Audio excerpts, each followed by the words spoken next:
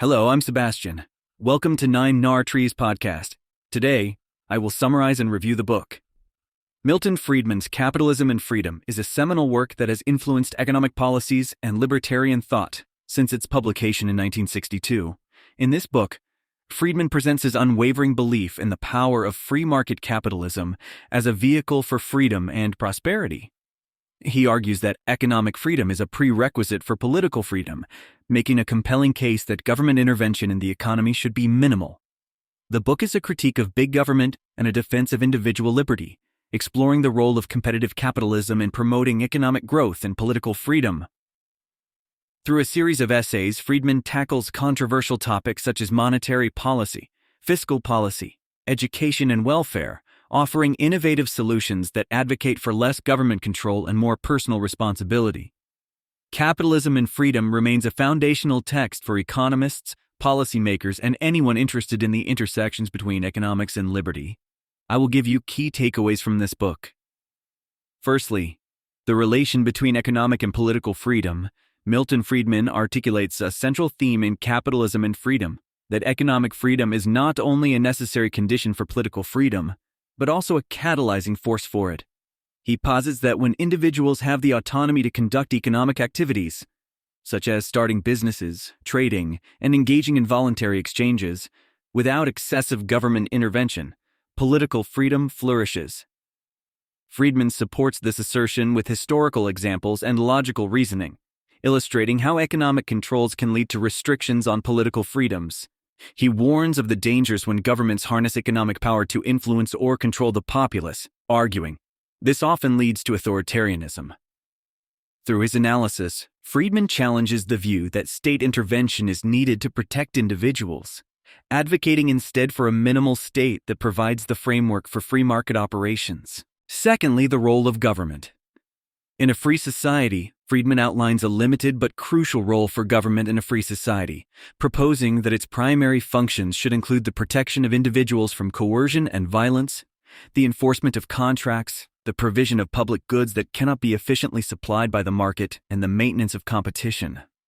He strongly opposes widespread government control over the economy, arguing that such control undermines economic freedom and, by extension, political freedom.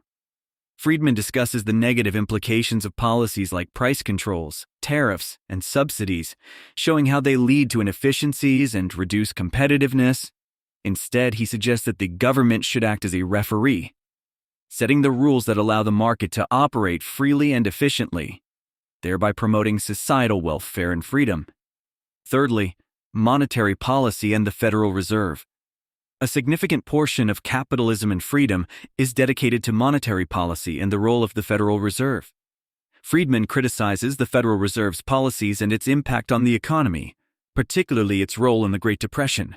He advocates for a monetary policy rule, specifically the K% rule, where the money supply would grow at a constant rate each year, proportional to the overall economic growth. This approach, Friedman argues, would prevent the excessive manipulation of the money supply by the central bank and reduce economic instability. He believes that a predictable monetary policy would contribute to a stable economic environment, fostering growth and reducing the likelihood of inflation or recessions. Friedman's views on monetary policy have significantly influenced subsequent economic thought and policy. Fourthly, education and the role of government. Friedman presents a groundbreaking argument for the privatization of education in Capitalism and Freedom.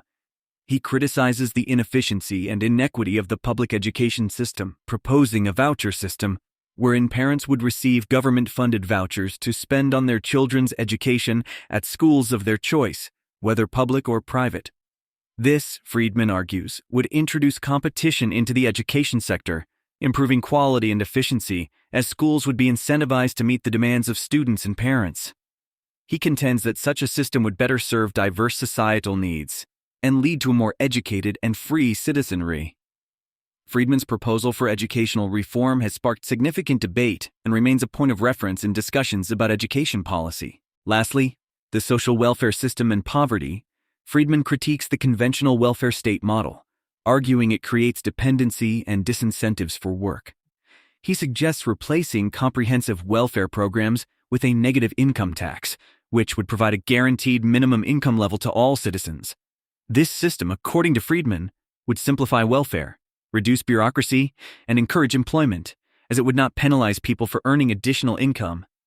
By ensuring that the safety net is a floor rather than a ceiling, Friedman believes the negative income tax would strike an optimal balance between providing for those in need and maintaining economic incentives for productivity and work.